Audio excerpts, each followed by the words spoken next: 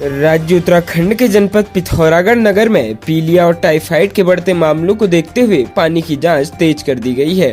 शुक्रवार को जिलाधिकारी सदर अनुराग आर्य ने एक निजी कंपनी निर्मल वाटर द्वारा नगर में किए जाने वाली पानी की आपूर्ति की जांच की, जिसमें पॉलीफॉर्म की मात्रा पाई गई, जिस पर जिलाधिकारी ने इसे बंद करवाने के निर्देश दिए हैं। जिलाधिकारी ने जिले के लोगों से उबला हुआ पानी पीने का आह्वान करते हुए कहा कि खुले में आदि सामग्री बेचने वालों की दुकान सीज की जाए।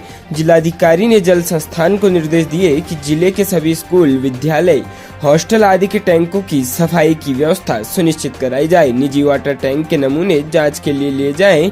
उन्होंने कहा कि पीलिया से ग्रसित सभी रोगियों की सूची तैयार की जाए और उनके खान पान और निवास के संबंध में पूरी जानकारी का डाटा तैयार किया जाए। प्रदेश के पुलिस महानिदेशक डीजीपी अशोक कुमार ने कहा कि बहुत जल्द प्रदेश को 2000 नए पुलिसकर्मी मिल जाएंगे। कहा कि ट्रैफिक व्यवस्था सुचारू रखने के लिए जल्द देहरादून की तर्ज पर हल्द्वानी में भी चालान प्रक्रिया शुरू होगी। शुक्रवार को हल्द्वानी पहुंचे डीजीपी से बातचीत के दौरान पर्वतीय क्षेत्रों में ज्यादा और तराई के इलाकों में कम पुलिसकर्मियों की तैनाती को लेकर सवाल किया गया तो उन्होंने कहा कि प्रदेश में पुलिस बल कम है। कहा कि प्रदेश में 28,000 पुलिसकर्मियों के पद स्वीकृत हैं।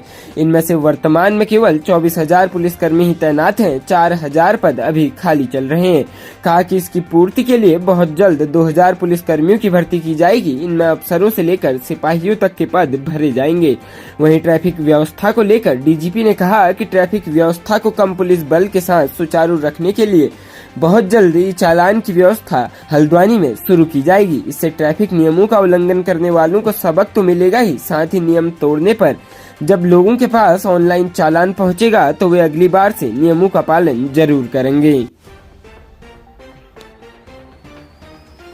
उत्तराखंड बेरोजगार महासंघ के अध्यक्ष बॉबी पवार के समझाने पर शहीद स्मारक पर चल रहा युवाओं का धरना स्थगित हो गया। बॉबी वहां पर न्यायालय की अनुमति लेकर पहुंचे थे। पहले तो युवा उठने के लिए तैयार नहीं हुए, लेकिन करीब 1 घंटे तक चली बैठक के बाद युवाओं ने धरने से उठने का निर्णय लिया। अब महासंघ मांगों को लेकर निर्णायक आंदोलन की रूपरेखा तैयार करने में जुट गया है।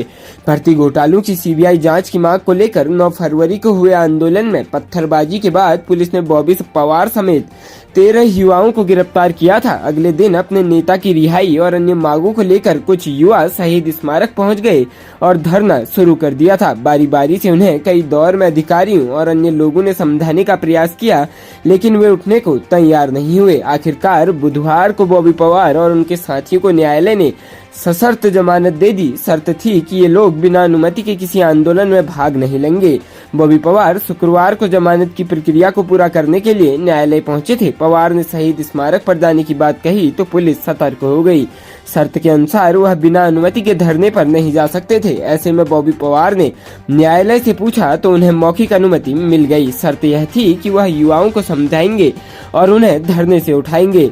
दोपहर बाद बॉबी पवार और उनके 12 साथी धरना स्थल पर गए और युवाओं को समझाने का प्रयास किया, मगर युवाओं ने यह कहते हुए धरने से उठने से मना कर दिया कि उनकी मांगें अभी पूरी नहीं हुई है।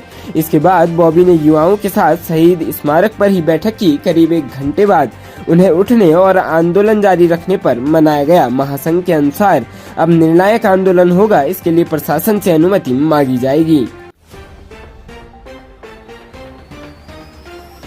प्रदेश के पूर्व मुख्यमंत्री त्रिवेंद्र सिंह रावत ने देहरादून में बेरोजगार युवाओं पर हुई लाठीचार्ज की घटना पर कहा कि राज्य का पूर्व मुख्यमंत्री होने व जिम्मेदार नागरिक होने के नाते इस घटना के लिए युवाओं से माफी मांगता हूं। उन्होंने कहा कि यह नहीं होना चाहिए था।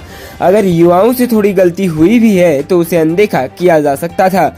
युवाओं पर बल प्रयोग करने से बचना चाहिए था। उन्होंने कहा कि सख्त नकल विरोधी कानून में संशोधन की जरूरत है तो उसे करना चाहिए। उन्होंने पेपर लीक घटना को दुर्भाग्यपूर्ण बताया। उन्होंने कहा कि सरकार के स्तर से ऐसे लोगों पर कार्रवाई की गई है। अब इस तरह की पुनरावृत्ति नहीं होनी चाहिए। शुक्रवार को श्रीनगर में पत्रकारों से बातचीत में पूर्व मुख्यमंत्री त्रिवेंद्र सिंह रावत ने कहा कि आगामी लोकसभा चुनाव 2024 मोदी अगेन एंड अगेन के नारे के साथ लड़ा जाएगा। उन्होंने आम बजट को देश को आत्मनिर्भर और विश्व में भारत को महाशक्ति के रूप में स्थापित करने वाला भी बताया। उन्होंने कहा कि बजट में गरीब महिलाओं और कर्मचारियों के लिए विशेष व्यवस्था की गई है। इस बार का बजट बहुत ही संतुलित और ऐतिहासिक है, जिसकी कभी आलोचना नहीं हुई है। प्रधानमंत्री के प्रयासों और कार्य कुशलता से विश्व में भारत का नाम ऊंचा हुआ है। रक्षा के क्षेत्र में आत्मनिर्भरता के साथ भारत निर्यातक देश भी बन चुका है। तो रात का लाठीचार्ज था, जो कुछ हुआ उसके लिए मैं माफ़ी मांग सकता हूं तमाम युवाओं से, तमाम बेरोजगारों से, उनके अभिभावकों से, जिनको भी उससे चोट पहुंची है।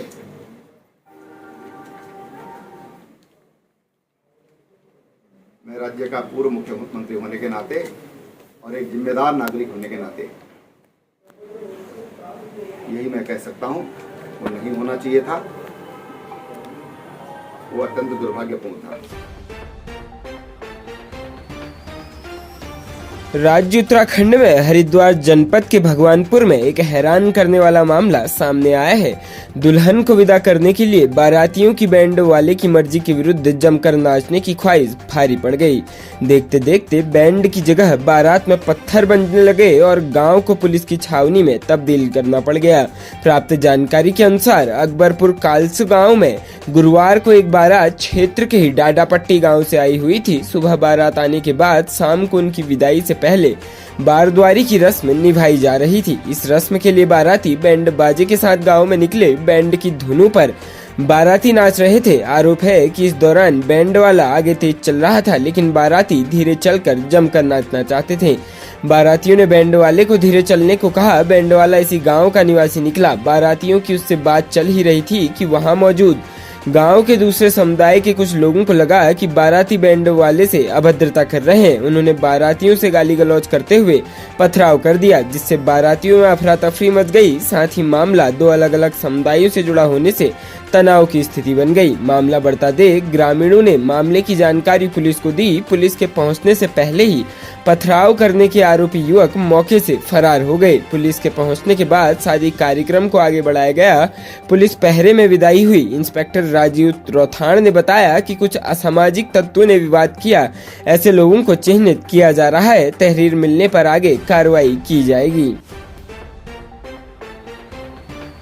राज्य उत्तराखंड में एक स्थान से दुकानों पर छापेमारी के दौरान पुलिस ने नकली चाय पत्ती का जखीरा बरामद किया है। पुलिस ने ऋषिकेश के परशुराम मार्ग स्थित प्रोविजन स्टोर की 3 दुकानों पर ब्रांडेड कंपनी के नाम से नकली चाय पत्ती का जखीरा पकड़ा। पुलिस ने कंपनी के लीगल एडवाइजर की तहरीर पर तीनों दुकानदारों के खिलाफ कॉपीराइट और धोखाधड़ी का मुकदमा दर्ज कर लिया है।